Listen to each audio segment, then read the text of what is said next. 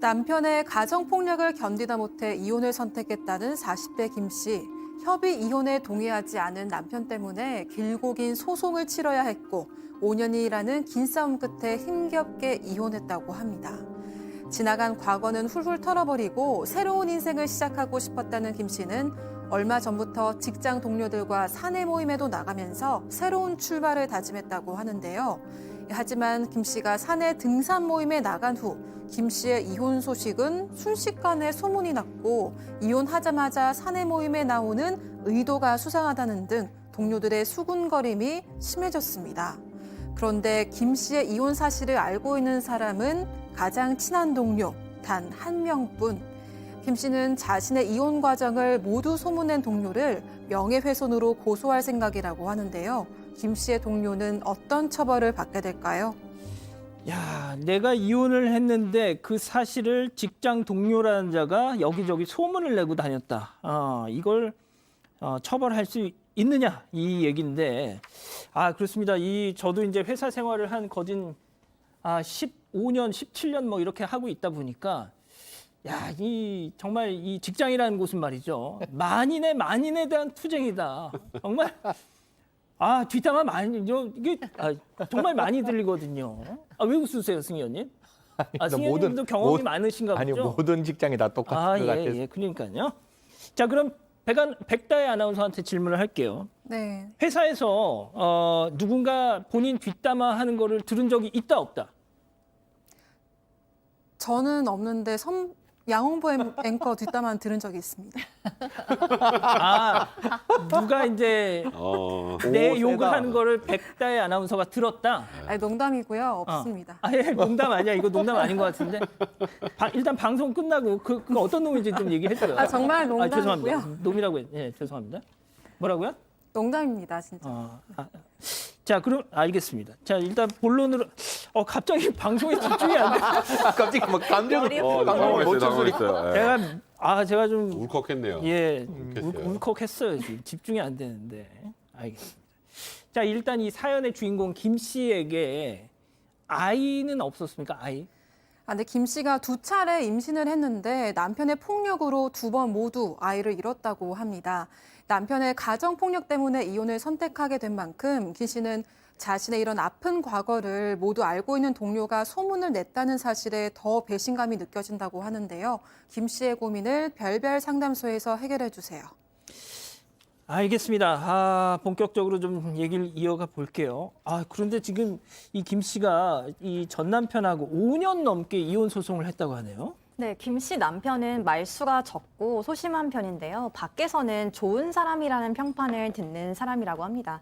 그런데 술만 마시면 성격이 돌변해서 밖에서는 절대 술을 입에 대지 않지만 퇴근 후에 집에서 술을 마시고 김 씨를 폭행해왔다고 합니다. 그런데 또 얼굴이나 보이는 곳을 때린 적은 없었기 때문에 주변에서 김 씨가 가정폭력을 당한다는 사실을 아무도 몰랐습니다. 남편은 술이 깨면 다시는 때리지 않겠다 다짐하고 빌었고 김 씨는 이제껏 그런 남편을 용서하면서 가정을 지켜왔는데요. 그렇게 3년이 넘게 결혼 생활을 이어왔지만 남편의 폭행은 날이 갈수록 심해지고 결국 김 씨는 이혼을 결심하게 된 겁니다. 그러니까 진짜 선생님 이런 경우가 또 있네요, 진짜. 자기 배우자를 폭행하는. 그러니까 그런 폭행을 당했는데도 3년 넘게 이혼을 결심하지 못하고 있다가 이제는 더 이상 안 되겠다. 그 계기가 있었다고요.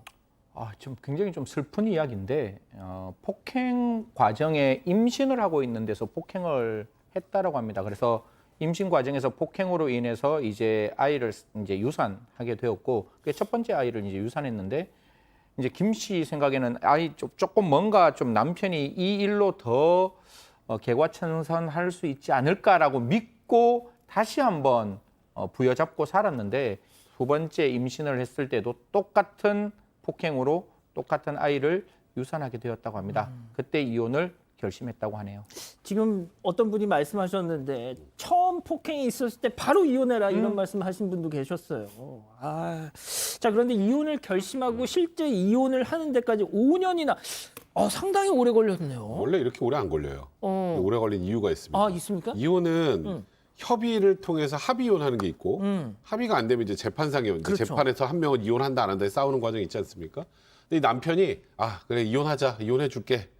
그럼 이제 협의를 진행을 해서 그냥 이혼하면 끝이에요. 그렇죠, 근데 그렇죠. 근데 안 되겠다 안 할래. 마음이 바뀌었구나. 그런 식으로 어허. 계속 자꾸 말을 바꿔서 결국 협의 이혼을 못 한 거예요. 하하. 거기서 시간이 갔죠.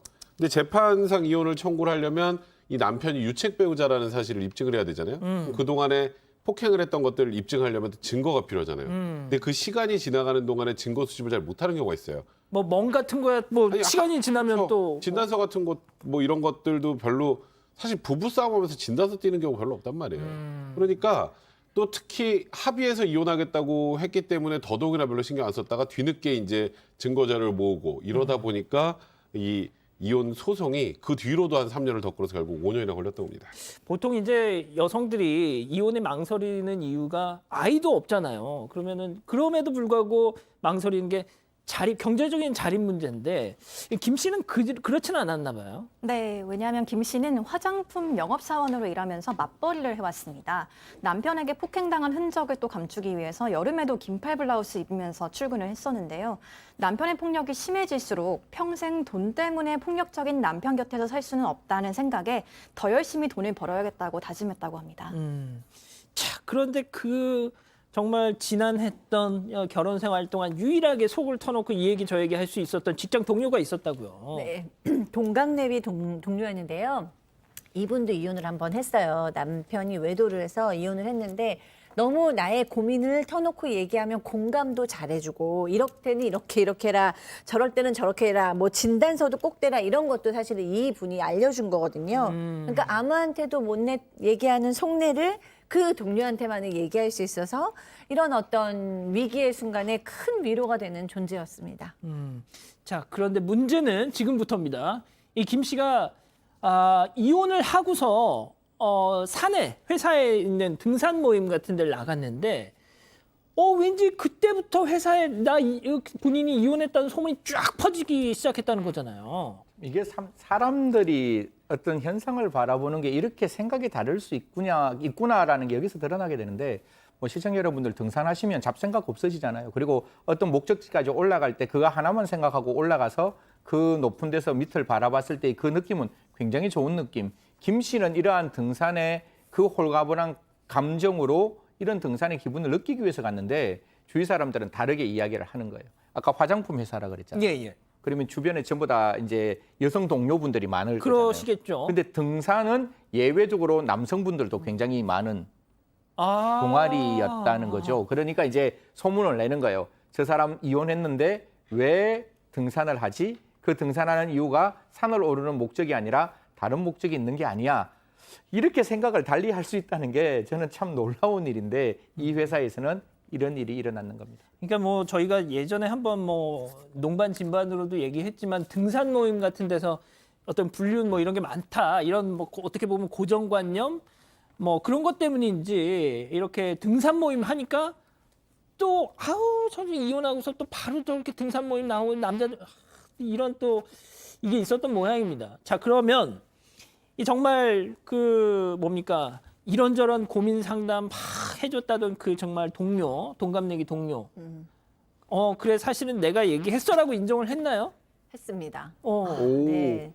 저 속상했을 것 같아요. 왜냐하면 김 씨는 너무 아픈 이혼 과정을 겪었잖아요. 차라리 그냥 안 했다고 거짓말이라도 하지. 거짓말을 할 수가 없는 거죠. 왜냐하면 이제 정말 이제 싸움이 크게 날 정도로 이제 추궁하니까 본인이 소문은 냈다라고 인정을 했는데 근데 이제 그쪽 사람들이 당신이 갑자기 안 나오던 모임에 막 나오고 이러니까 너무 궁금해하고 말도 많아져서 나한테 물어보다 보니까 내가 그냥 이렇게 얘기하게 됐다라고 얘기를 했어요. 근데 이제 김 씨로서는 진짜 아픔을 다 같이 했던 사람이니까 그러니까요. 얼마나 그런 믿음이 깨진 거에 대한 상처가 있겠어요.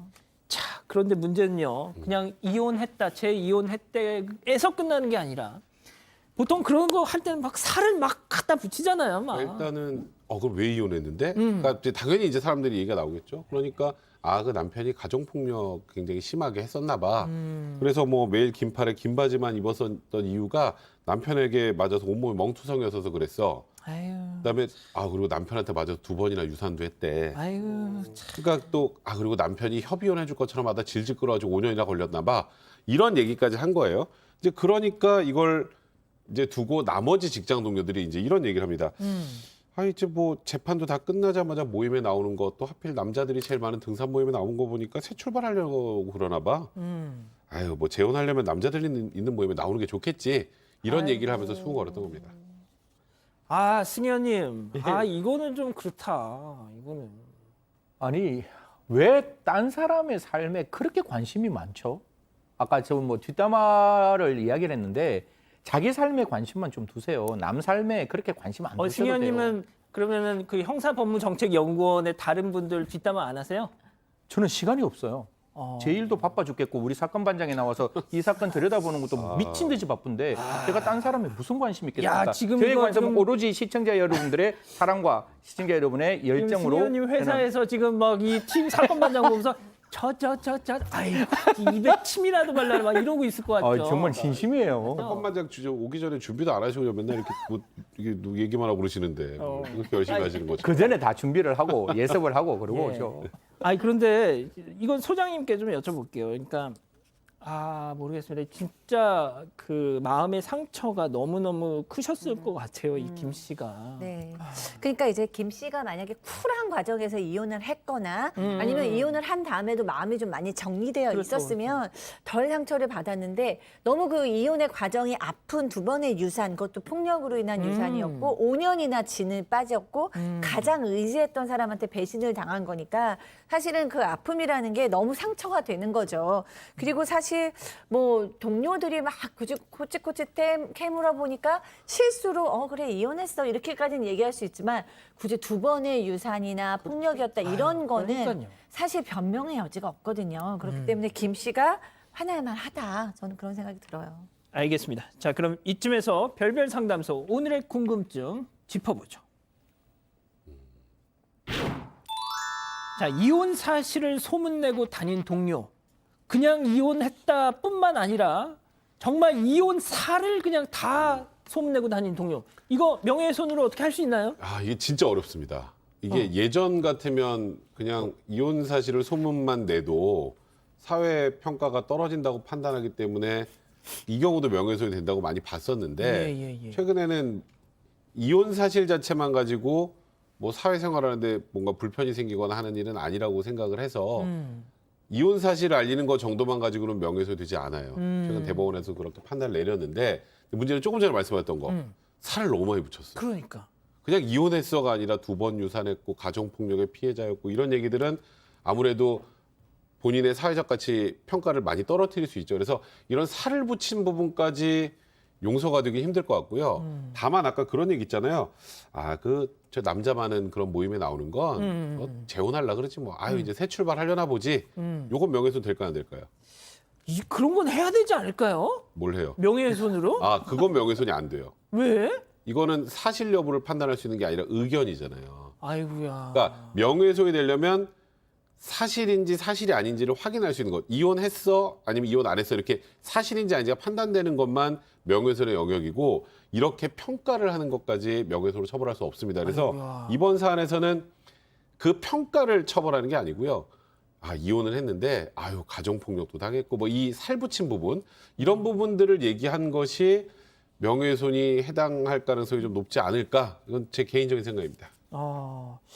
자, 알겠습니다. 일단 김 기자, 우리 가족 여러분들 좀 얘기 좀 전에 정리해 주시고 끝내죠.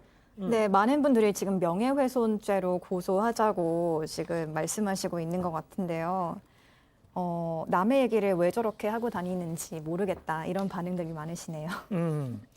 알겠습니다. 일단 뭐 법적인 판단은 조금 우리 들의 감정적인 부분하고는 조금 달리 판단이 되나 보네요.